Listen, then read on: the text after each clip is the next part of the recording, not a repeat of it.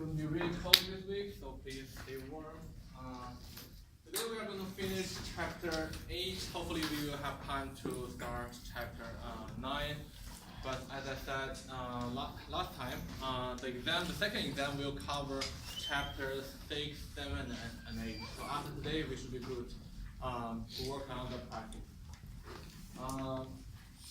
So last time we covered part of the chapter 8. In chapter 8, we talked about sampling, we talked about doing survey and so on and so forth. We don't need to do a lot of calculations. But it's very, very important, this chapter. So when we do survey, when we do sampling, our target, so the group of people or individuals that you want to study is called population.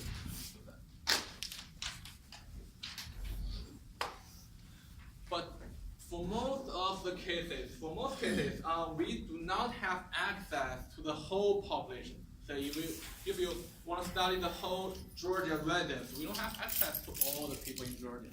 So what we do is to collect a sample or a subset from this population. And we study this smaller group of people or individuals. And we get some number, no matter you are interested in like proportion or like mean, so you will use this. So you will use this small sample to study the major population. So that's the difference between the population and sample. Okay? So let's be clear about those definitions, population and sample. And survey bias. Okay, bias. Bias is a mistake.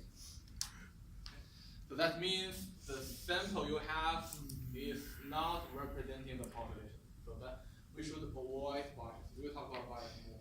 So idea of sampling. And another thing is called parameter or population parameter. So we know we want to study the population, but when we do the survey, when we get the data, it has to come down to a number. Are you interested in like a proportion?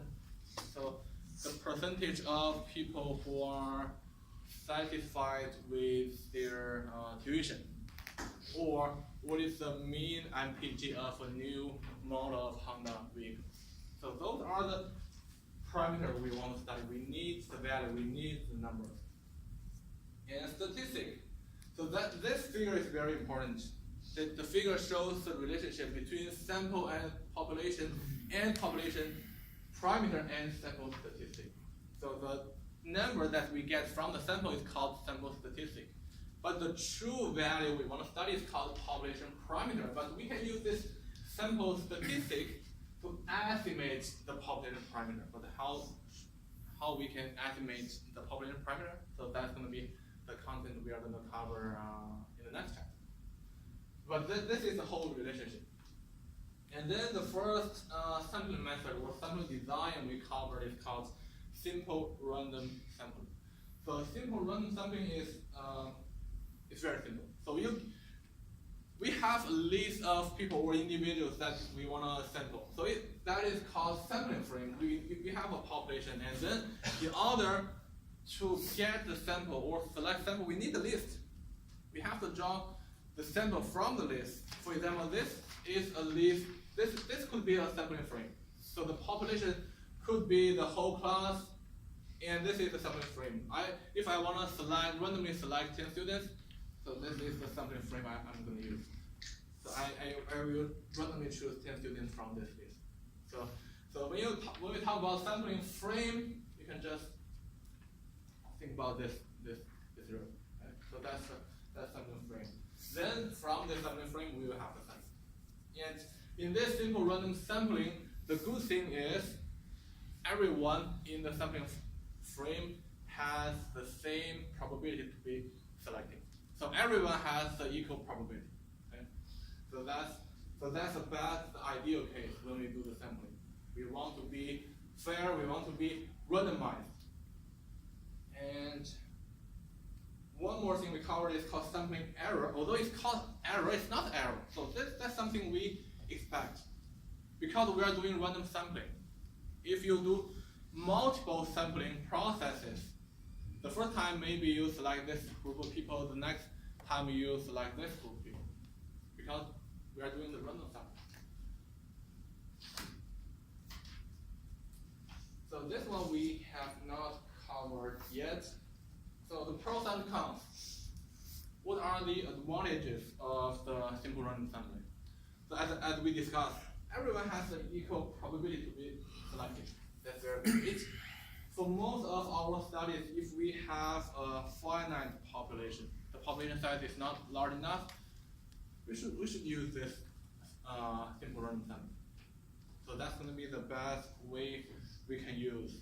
So we can prepare, based on the population, we prepare a sampling frame, and if we have a frame, we put all the individuals or the people in the Excel. Then Excel has a random number generator. We use that random number generator to select random sample. 10 people, 20 people, 30 people. So it's very convenient. But sometimes we cannot use this simple random sampling, especially when the population size is really large or we have infinite population. For example, if you are running a restaurant, you want to do some survey on your customers. But who are your customers? Do we have a list of customers? So if you are the manager of the Burger King next to I-75, who are your customers? You don't have the list. But if you do not have this list, how do you do this simple random sampling? Sometimes it's really hard. The other one is, because we do completely random selection. So in the population, there may be some minority subgroups that you really want to study. But when we do this simple random sampling, we cannot guarantee that we have someone or some individual from this minority group, but we do, or you do want to have someone from that group. For example, if we want to study the VSU students, we want to ask about their opinions about tuition. We know different people are paying for different tuitions. Georgia, Florida, Alabama, those nearby states are paying in-state tuition. International students are paying out-of-state tuition, and I'm not sure what that costs, but different people are paying for different tuitions. So when we do this survey, we want to make sure we want to include someone from other countries, someone from like California, New York, who are paying for out-of-state tuition, and the majority of the students are paying in-state tuition. But if we do this simple random sampling, we cannot guarantee we have someone from China, Korea, or Mexico, because they are minority group.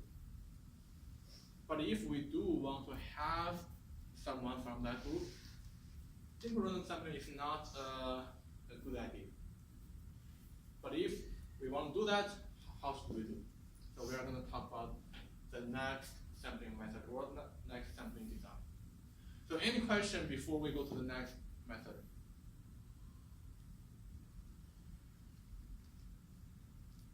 Okay, so let's do one exercise before we go to the next sampling method.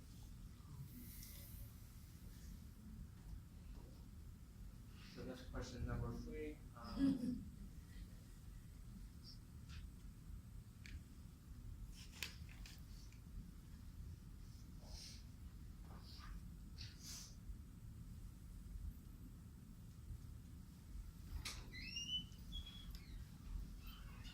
Okay, in this question, we want to identify a few things.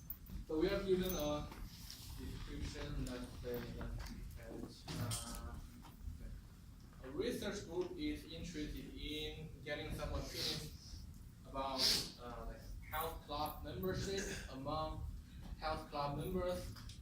They really want to determine the percentage of monthly paying members in the US that believe that club memberships are not very expensive.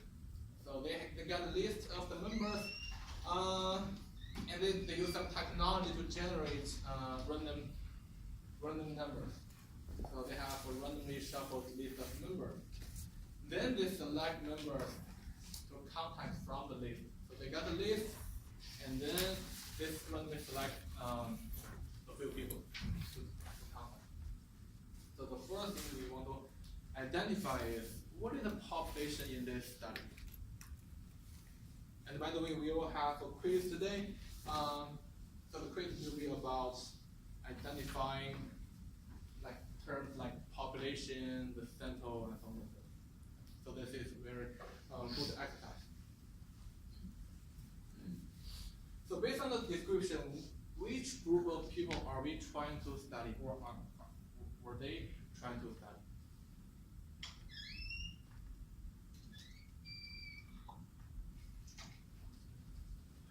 What is the big blue circle?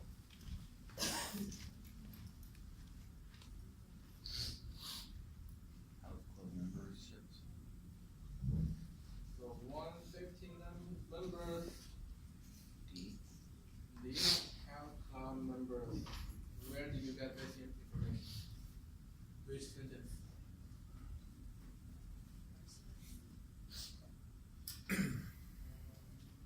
So let's read the first one. The research group is interested in getting some perceptions about memberships among health club members.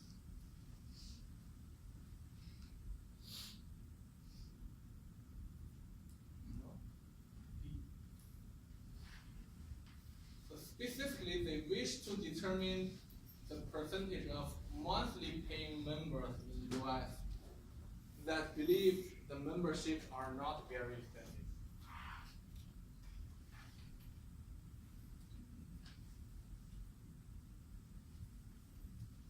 So it's from the second sentence. It says specifically they want to study the monthly paying members. So that's a group of people they really want to study. Then if you look at the second one, what is sampling frame? I'm not sure if we have a question about population parameter, but hopefully we do have a question about the parameter. But let's work on the second one first. What is sampling frame? What is the list? What is this list in this question? The members listening from a local.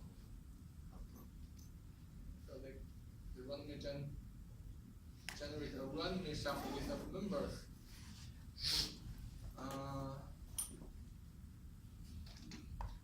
So the member list from. So that's a sampling frame. They got a list of members of the health club located nearby, and then they shuffled the whole list, all the members randomly. So then they have a randomly shuffled list. So that's a sampling frame.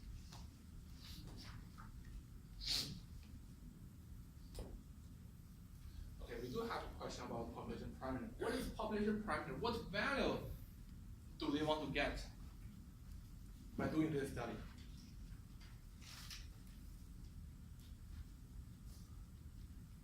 Not too expensive.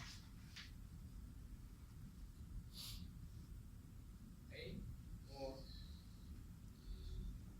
so it has the population parameter has to be a number of value.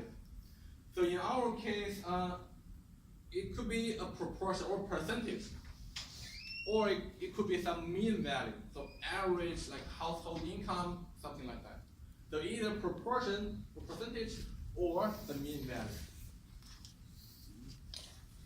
So in this question, C. the proportion who believe health club members are not too expensive. So all the answers are from the description. If we look at it again, so it says they wish to determine the percentage. So the keyword is percentage. They told us they are interested in the percentage. So that's a proportion.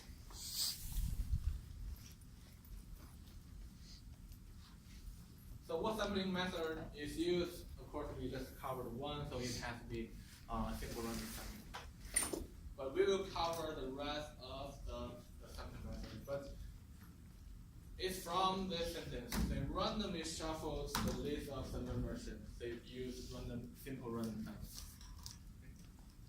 So simple random sampling.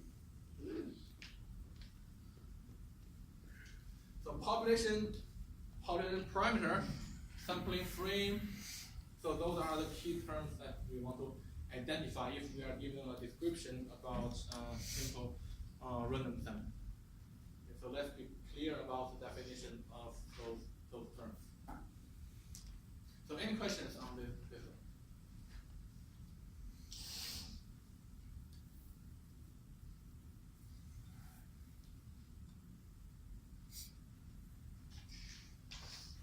Okay. Last time we said we want to cover some minority groups. How do we do that? So we can use the stratified sampling. So this is the second sampling method we are going to cover. So stratified sampling. Strata, what are strata? So strata are subsets of a population that are internally homogeneous. But from group to group, they are different. So the whole population will be divided into different subsets or subgroups based on some characteristics or some factors or some attributes.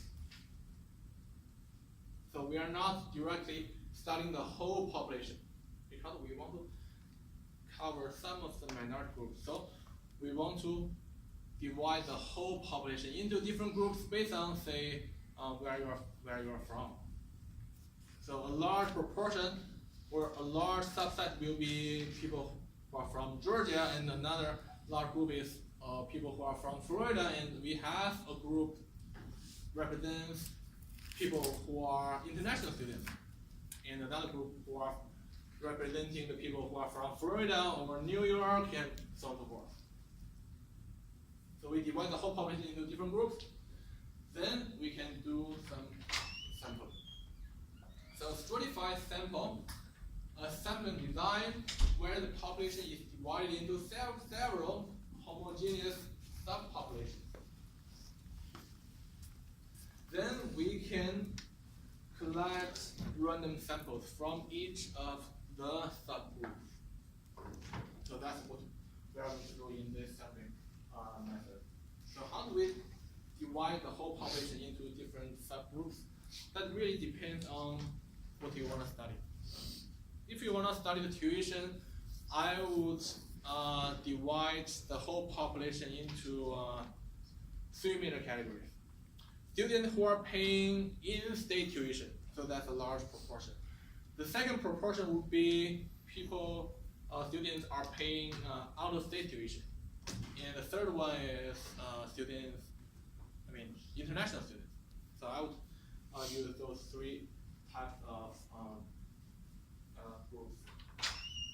But when you do the study, it can be divided by age, gender, income, and so on and so forth. There are a lot of factors that you can consider. It really depends on what you want to study. But we have to divide the whole population into different groups. Then we have to study each of the groups. So that's a stratified sample.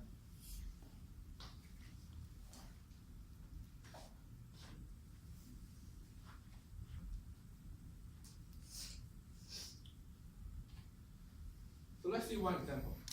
So if you want to study the whole US population, but we know some states have really large population, some states have really small population, but you do want to cover all the states in the United States.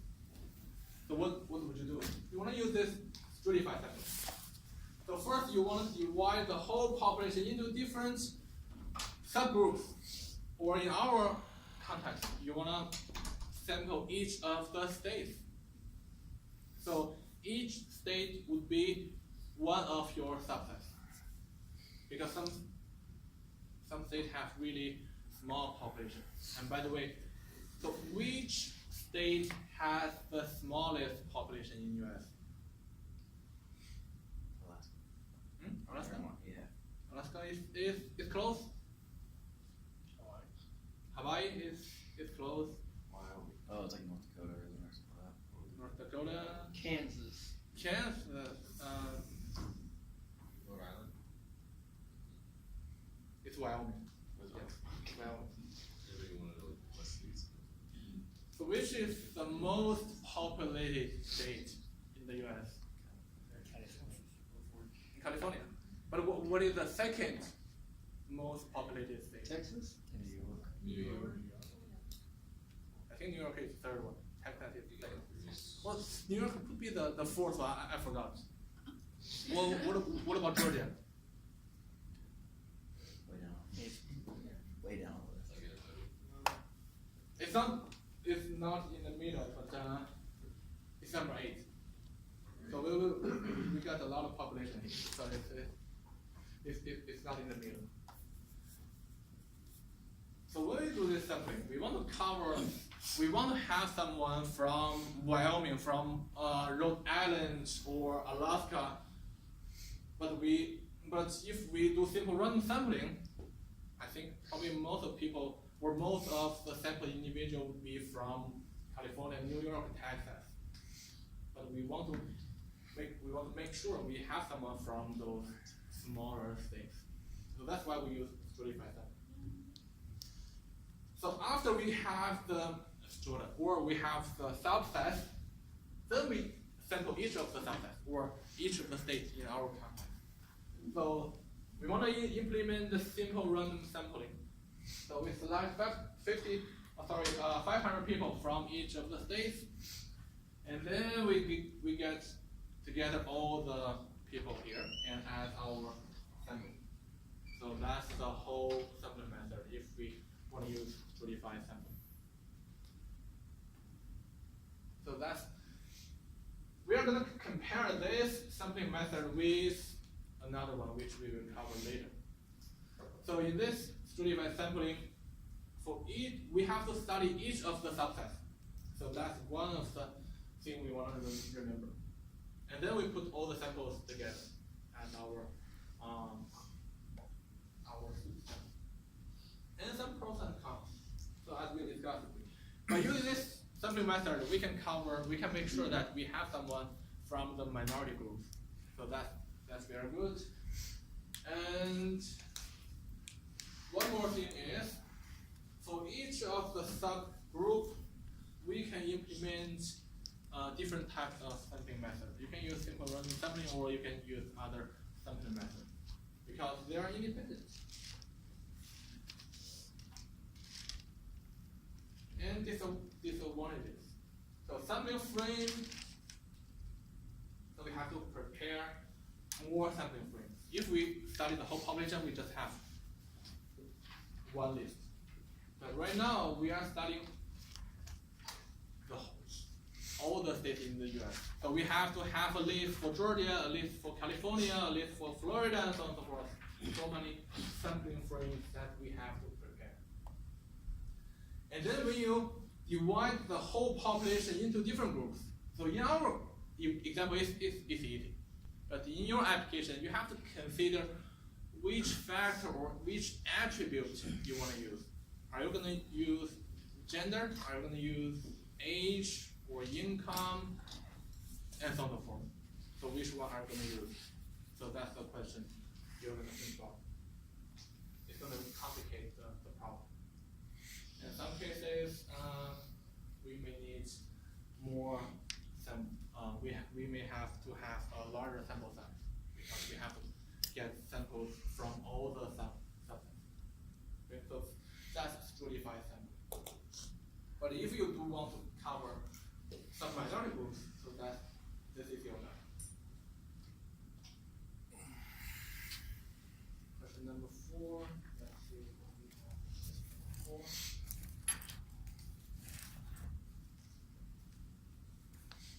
I think this is a very good question. So the question is, a consulting firm conducts a global consumer survey to help some companies understand customer attitudes about the world. So they studied a country X. So they interviewed 400 people.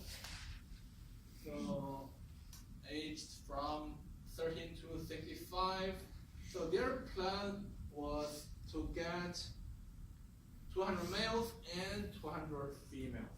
So that's their plan. So can they use simple random sampling in this case? We discussed simple random sampling is a probability sampling, and it's really good. If you can use a simple random sampling, you use simple random sampling. But can we use simple random sampling in this case? Why not? I mean, if you're going off of just a list, unless the lists are specifically designed to be male and female separately, then you wouldn't know if you're randomly selecting a name that was female or male. That's correct. I only have a sampling frame, so which is the case in simple random sampling.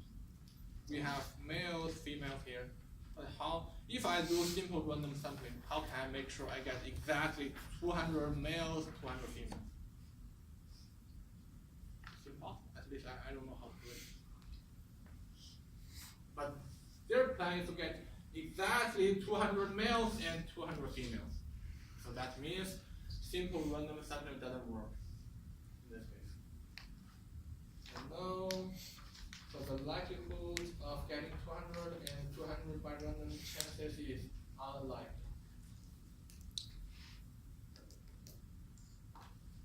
Then what kind of design could they be using? So that's going to be the one we just covered.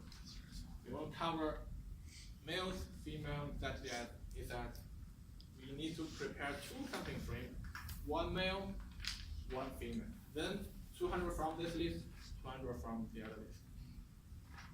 But for each of the lists, you can use simple random sampling. But you have to separate males and females. So it's 35. So any questions on this one? So if when you do survey or when you have a sampling application, if you want to have 200 versus 200 or some other number, you want a specific exact number, it's going to be difficult to directly use simple random sampling. You have to participate. You have to divide the whole population based on what you want. So male, female. First, then you can do simple random to each of the sampling.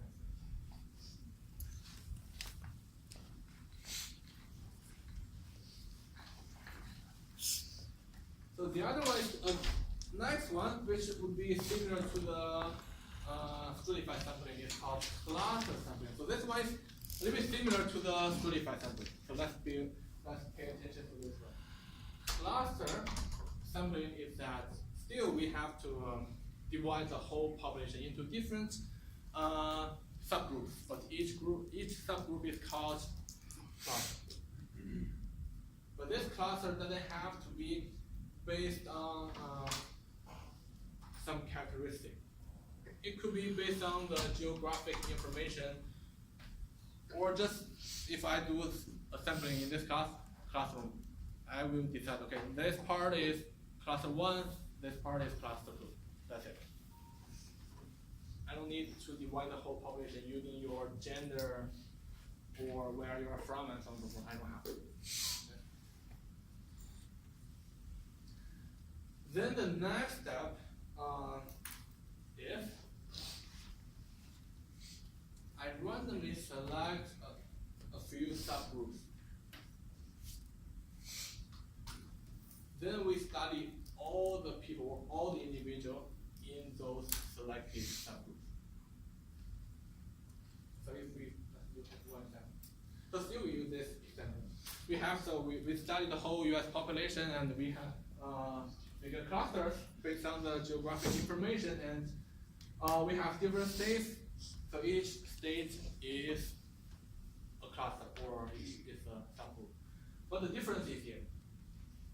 So when we were talking about stratified sampling, we have to study each of the subgroups or subsets. But in this case, we only randomly select some of the subgroups. So that's one difference. So stratified sampling, we have to study each of them, but in the cluster sampling, we select some of the subgroups. We are not studying all of them. So that's one difference. The other one, once we selected our subgroups, say we selected 10 states, then we have to study all the individuals in those groups, in those subgroups. So that's another difference. So in the stratified sampling, we can use simple random sampling method to study some of the individuals from the subsets, but in this case, in the cluster sampling, we have to study all of them. So two differences between the cluster sampling and stratified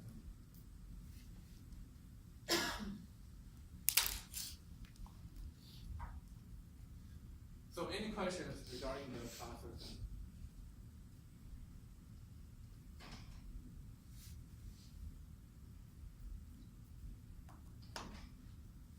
Pros and cons. Because in this case we don't have to study all the subgroups, so we can cut down the cost of preparing the sampling frames, but the sampling error will be really high because we are randomly selecting subgroups.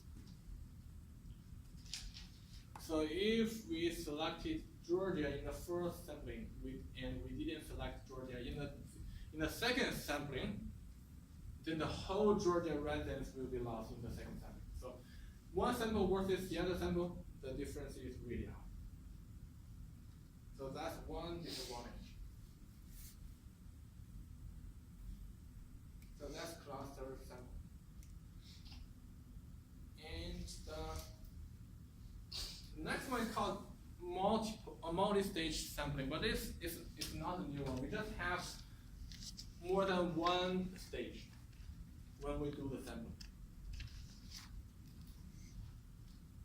So for example, if we want to study the restaurant employee satisfaction, so we can do this simple random sampling. If you are running a restaurant chain, you have multiple locations, and each location has multiple employees. You want to select the random samples. So we can use this multi-stage sampling. The first stage is that you randomly select some restaurants. Say if you have, I didn't mention, okay, they have 120 restaurants. So how about the first stage, you randomly select 10 restaurants among the 120. So that's first stage, you use simple random sampling. And then we have 10 restaurants, and then to the selected 10 restaurants, let's do another simple random sampling. And we select 20% of the employees in those selected 10 restaurants. So just two steps. Selecting restaurant, then selecting employees to do the intern. That's it. And in both cases, in both stages, we use simple random sampling. And of course, you can use other sampling methods as well. In this example, we just happen to have two simple random samplings. So that's multi-stage sampling. It's not a new sampling method, but we can do sampling like in multi-stage.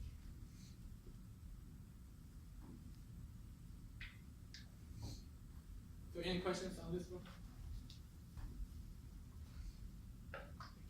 And the last probability sampling method is called systematic sampling. So what is a systematic sampling? Say if you I have 100 people coming in, and I want to ask their opinions about something. I want to select, say, 10 people. Then when they come in, I assign number to each one of them. So the first one who comes here will get number one, and second one will get 2. And then by the end of the day, all the people have their own number from 1 to 100. Then what I would do is, I have a starting number. I want to start my sampling from number 5. Then every 10 people, I will do a sampling. Every 10, I do a sampling. So then the 5th person, 15th person, 25th person, and so on and so forth. Then by the end of the day, I will have my sample. Still, this is a probability sampling. You just use the assigned numbers to get your random sample. But in here we need two things. One is the starting number. Which person we want to start with? The 5th person, the 4th person, and so on and so forth. And then what is the interval? You want to select sample every 10 people, or every 5 people, or every 15 people. So that's going to be the numbers you have to decide. But that's how we do the systematic sample.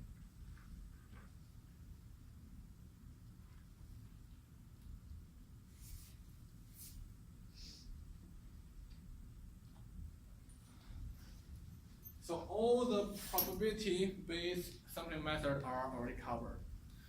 So in our sampling method, we have two major streams as we discussed: probability-based sampling and non-probability-based sampling.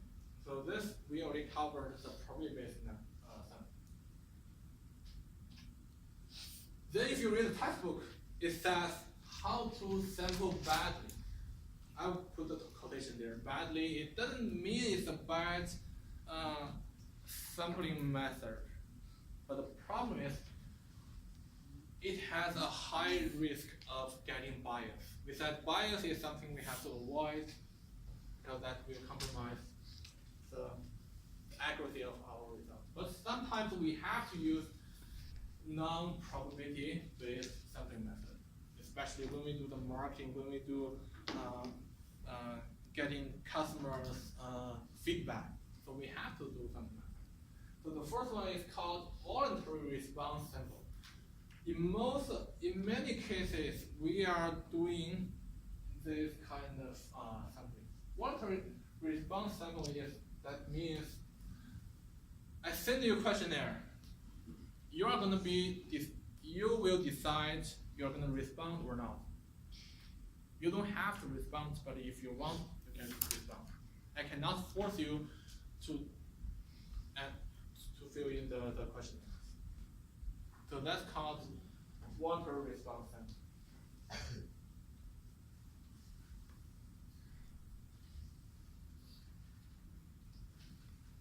Let's look one video. Hey guys, what's up? Today we are going to be looking at voluntary response sample. Now a voluntary response sample is a sample that only involves people who want to participate. So we're going to take a quick look at an example right here. Would you like to take my survey? No. Would you like to take my survey? Here you go. Now people tend to ask, is this a good sampling technique? And the answer is no. And there are quite a few reasons as to why it's a good technique. Number one, there's a lot of bias with it. You're leaving out a lot of people, so it doesn't exactly represent the population, the overall population, what they feel is right or wrong, or whatever you're asking in your survey. And another thing is, if you take into example the radio call in, people listen to that show because they like that show. So if you take people from that show and ask them a question, they have really strong opinions about it. So a survey of people who listen to a certain radio station over-represent very strong opinions. So as you can see, we don't want to use this method. It's just too much bias, too much going on with it, and it's not reliable. All right. So this sampling method, it says, okay, do not use that, but sometimes we have to use that. So if you want to get some customer's opinion, you cannot force your customer to tell their opinion. So sometimes we have to use it.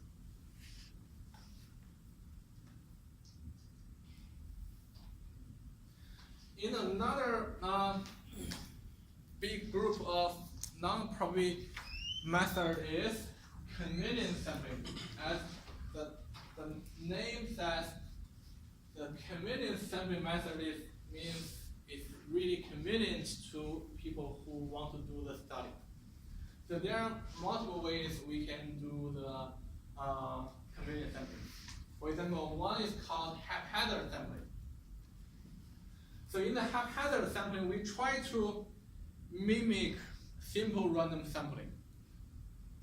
But we select a sample that is really convenient to me. So for example, I want to study the VSU students. And what I do is, because my office is in this building, then I want to select 30 students as my sample. Then what I would do is to stand outside of this building to ask questions until I get 30 individuals. It's really convenient to me. Then what's going to be the problem if I do that?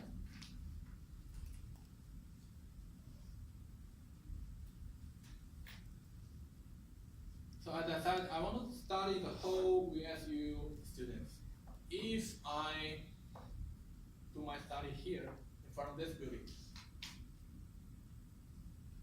how likely am I going to get someone from music major Not likely. or computer science? They don't have class here. It's convenient to me, but it's not good for my study. So that's one type of convenient sample. So you have to consider that.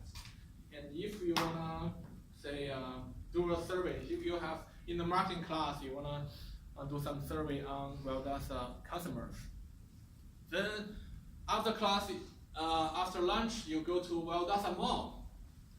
You ask questions. So probably the people you meet would be like kids or retired people, because most of people are working. They are not going to Mall after lunch or during the day. So you are going to meet a lot of people that you really want to survey, or you really want to cover in your sample. So that's the haphazard sampling. The other is called, next one is purposive sampling. Purposive sampling, for example, we want to get some opinions about students, how students see our university women's soccer team. Then what I could do is, so if there's a soccer game, I can go to the soccer game to ask the audience. But the problem is, I know those people who are in the soccer game, who are watching the soccer game, they are interested in the university soccer team, but still I miss out a lot of students who do not go to there to watch the soccer game, but still they are very interested in our university team. I miss out those people. Okay. So that's purposive sampling. Still, that's not good because we have a bias here. And one more is called snowball sampling. For example, if I want to study international students at Valdosta State University, and assuming I do not know too many international students, so what I would do is I reach out to Junyong first. I assume that Junyong knows a lot of international students, and I told him, hey, I need to get 30 people in our family, and he will reach out to his friends, and his friends will reach out to their friends, and it's kind of snowball. It's getting bigger and bigger. But the problem is there's a high risk that we have a lot of bias, because it's from friends to friends, from friends to friends. What if some people are not in that group? Some people are not in their network. Then I will miss that part of sampling. So those are some convenient sampling. But again, as I said, sometimes we have to use this kind of convenient sampling. And then if we have bias, that means we may have some undercoverage. So the people we really want to study are not fully represented in our sample. Then we will have some undercoverage. So that's going to be some problem. So we want to avoid this undercoverage. Then when we design surveys, something we have to avoid. One is that non-responsive. We have to make sure that we have enough responses. If you send out 200 emails, then you only have like 3 or 4 people responded to your email. You cannot use that sample. You cannot use that if the sample size is too small. So then you have to consider, should I do more, collect more samples, and so on and so forth. The next one is really lengthy survey that may take people like 1 hour. So if you see a survey that may take you 1 hour, I'm not going to do that. So one survey I'd like to show you is from AT&T.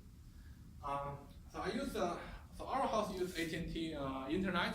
So after the installation, AT&T sent me a survey. So that's the whole survey. I think I only have. So we only have 25 questions, and you don't have to type in your opinions. So if I want to learn that, so please read. Please read. And from 1 to 10, 1 is poor, the other is excellent. You just select. It just takes like a few minutes. So it only takes a few minutes. Then, if a customer receives a survey like this, it's more likely that the customer will complete the survey. Versus if you send out a really lengthy survey which has 100 questions and you need to type in the answers, that's not good.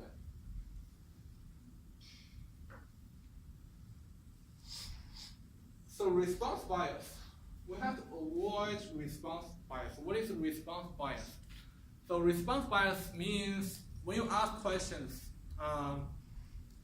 that person will try to please you.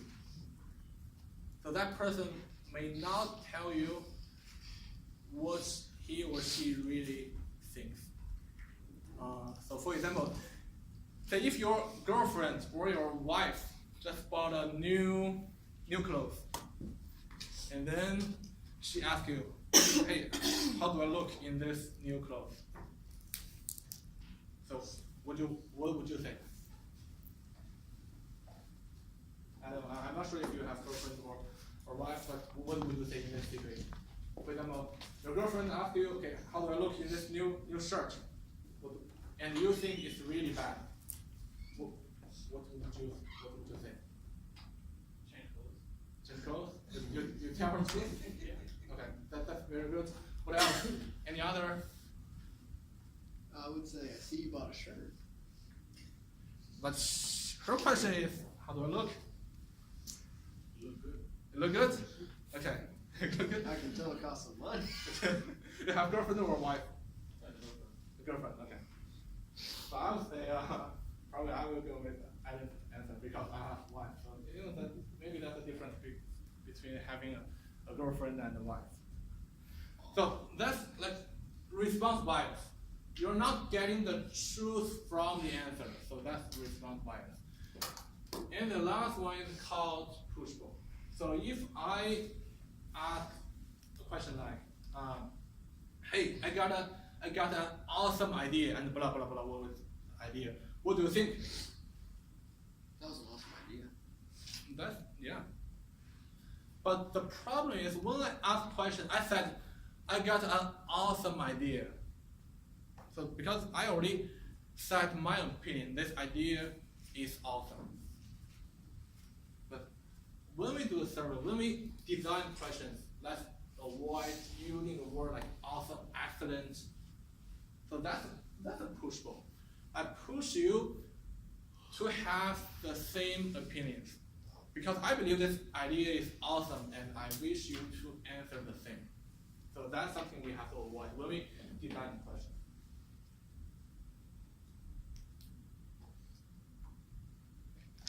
So we got the quiz. So we're done with chapter 8. So we still have like 25 minutes. So let's use 10 more minutes to cover some of the chapter 9, then when we will start our quiz around 9. Okay. So that's, yes. What's the quiz over again? What will it be? What's the quiz over again? So the quiz will be about the chapter 8, population parameter, and so on and so forth, just like the first time that we did in class.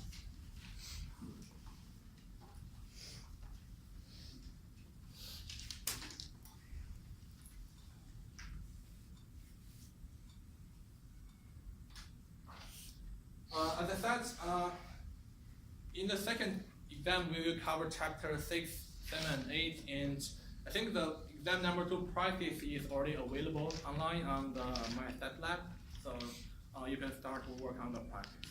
And just like the last exam, I will upload videos for each of the practice questions.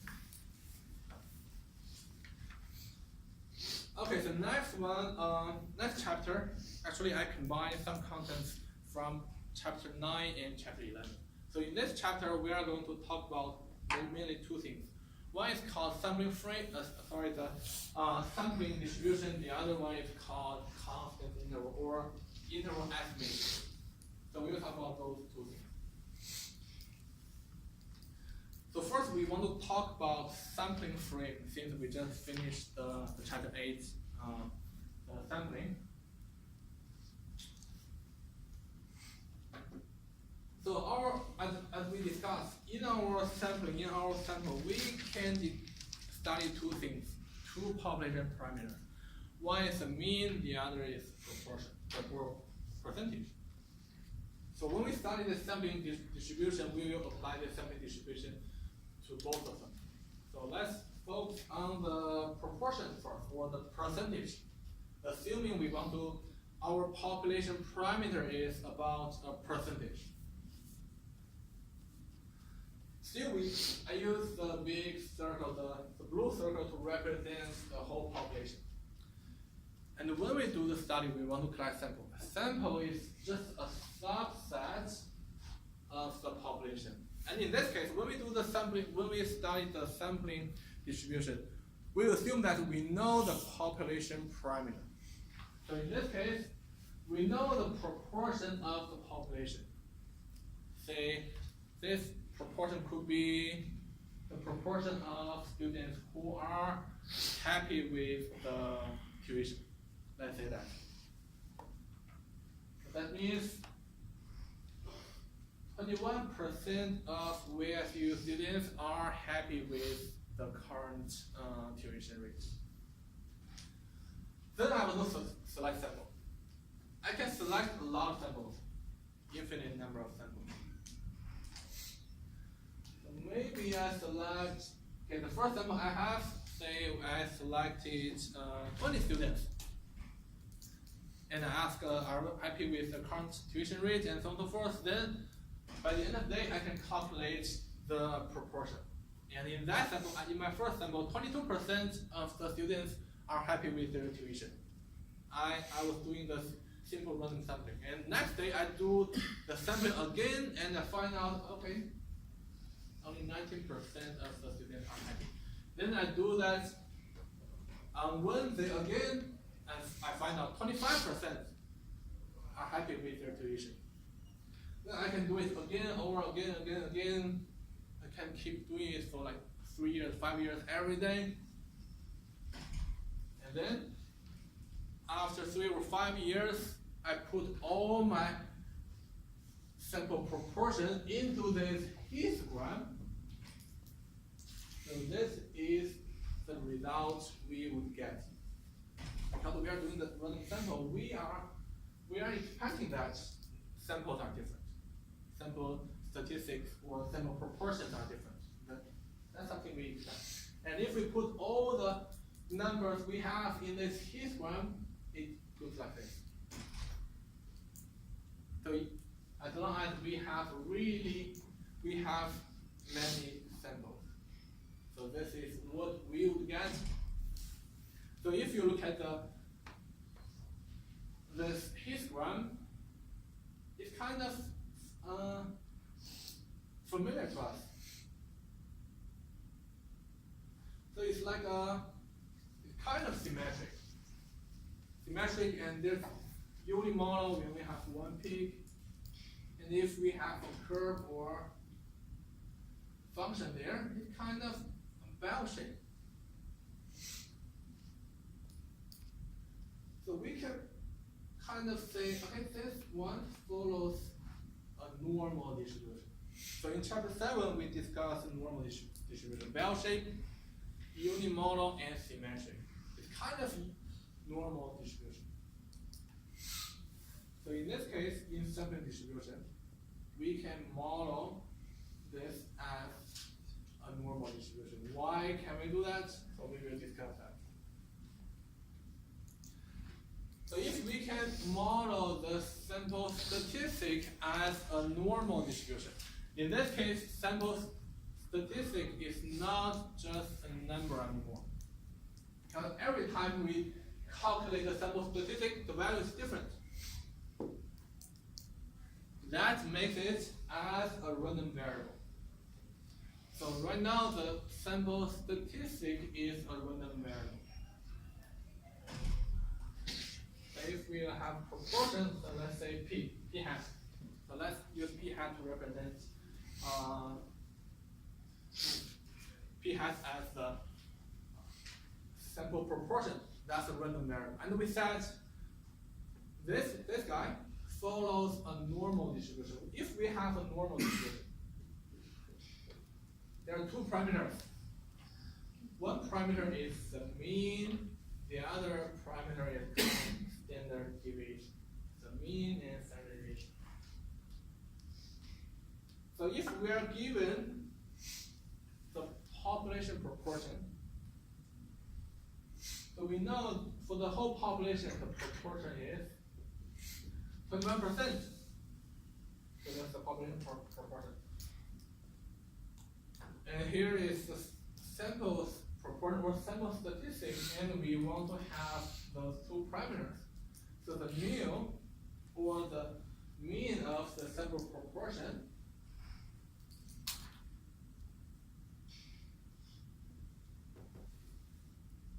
is the population proportion.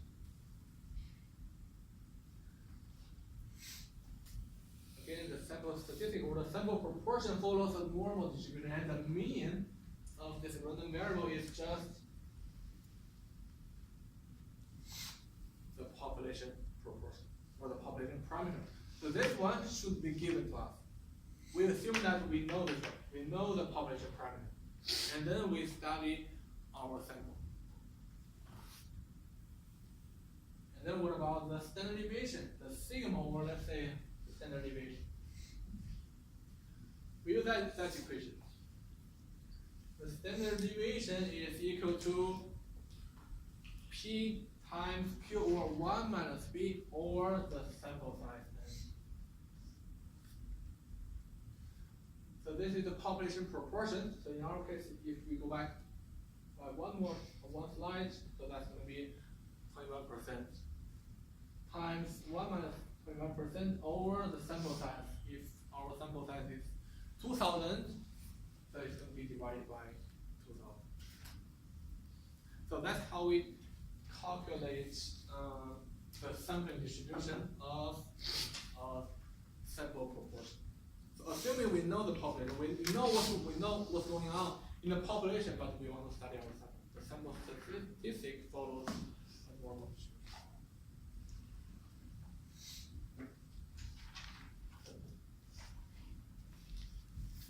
So in this chapter, we will need to do some calculations. So it's going to be, I would say this chapter is a little bit difficult. So let's pay attention to the lecture, and let's work on the assignments after the class.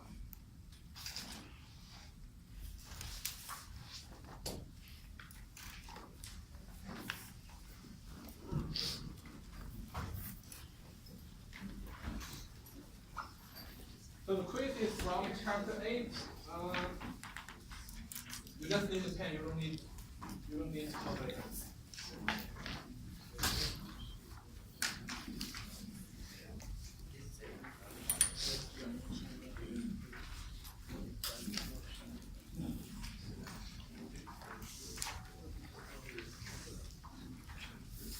So in the quiz, I only need 2 things. Oh, sorry, 4 things. So this question is similar to the exercise we did. I need the population, I need population parameter, I need the sampling frame, and I need the sampling method.